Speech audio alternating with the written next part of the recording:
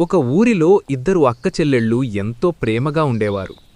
అక్కకు తక్కువ డబ్బున్న ఆటో డ్రైవర్తో, చెల్లికి ఒక ధనవంతుడితో పెళ్లి జరుగుతుంది. అక్క ఎప్పుడూ గర్వం లేకుండా ఉండేది. కాని చెల్లికి హోదా పెరిగే కొద్దీ గర్వం పెరిగింది.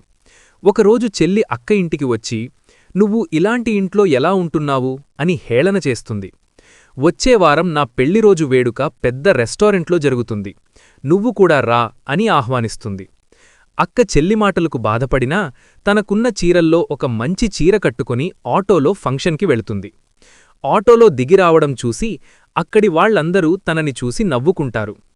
అది గమనించిన చెల్లి కోపంతో, "నువ్వు నా పరువు తీయడానికే ఇలాంటి చీర కట్టుకొచ్చావా?" అని అరుస్తుంది. అంతేకాక అందరికీ, "ఈమె మా అక్క కాదు, మా ఇంట్లో పనిచేసే పనిమనిషి" అని అబద్ధం చెప్తుంది. ఆ మాటలు విన్న అక్క గుండె పగిలినంత పనయ్యి ఏడుస్తూ ఇంటికి వెళుతుంది. జరిగిందంతా తన భర్తకు చెప్పగా ఆయన అక్కకు ధైర్యం చెప్తాడు. "మనల్ని తక్కువ చేసిన ఆ మాటలే మన విజయానికి మెట్లు కావాలి" అని వారు గట్టిగా నిర్ణయించుకున్నారు. అక్కకి ఒక ఆలోచన వచ్చి తను చిన్నప్పుడు నేర్చుకున్న క్లాసికల్ డాన్స్ని తన ఎదుగుదలకు వాడుకోవాలనుకుంది.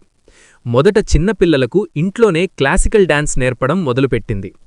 రోజులు గడిచే కొద్దీ తను నేర్పే డాన్స్ అందరికీ నచ్చడంతో స్టూడెంట్స్ సంఖ్య బాగా పెరిగింది. ఇంట్లోనే స్టార్ట్ చేసిన చిన్న క్లాసికల్ డాన్స్ క్లాస్ ఇప్పుడు పెద్ద డాన్స్ అకాడమీగా మారింది. ఇప్పుడు ఆ నగరం మొత్తం ఆమె క్లాసికల్ డాన్స్ అకాడమీ బ్రాంచ్లు వెలిశాయి. ఆమె విజయాన్ని చూసి ఒకరోజు టీవీ వాళ్లు అక్కని ఇంటర్వ్యూ చేశారు. ఇంటర్వ్యూలో, "మీ ఈ అద్భుతమైన విజయానికి వెనక ఉన్న రహస్యమేమిటి?" అని అడుగుతారు. దానికి అక్క, "నా విజయానికి అసలైన కారణం నా చెల్లి. తను అన్న మాటలే నాకు కసిని పెంచాయి" అని చెప్తుంది. టీవీలో అక్క ఇంటర్వ్యూ చూస్తున్న చెల్లి తనను హేళన చేసినందుకు సిగ్గుతో తలదించుకుంటుంది. మన హోదా అనేది మనం వేసుకునే బట్టల్లోనూ, తిరిగే కార్లలోనో లేదు. మనలో ఉన్న ప్రతిభ, సహనం, ఆత్మగౌరవం ఇవే మన జీవితాలను నిజంగా నిలబెడతాయి. ఈ స్టోరీ మీకు నచ్చి ఉంటే please like, share, comment and subscribe చేయండి.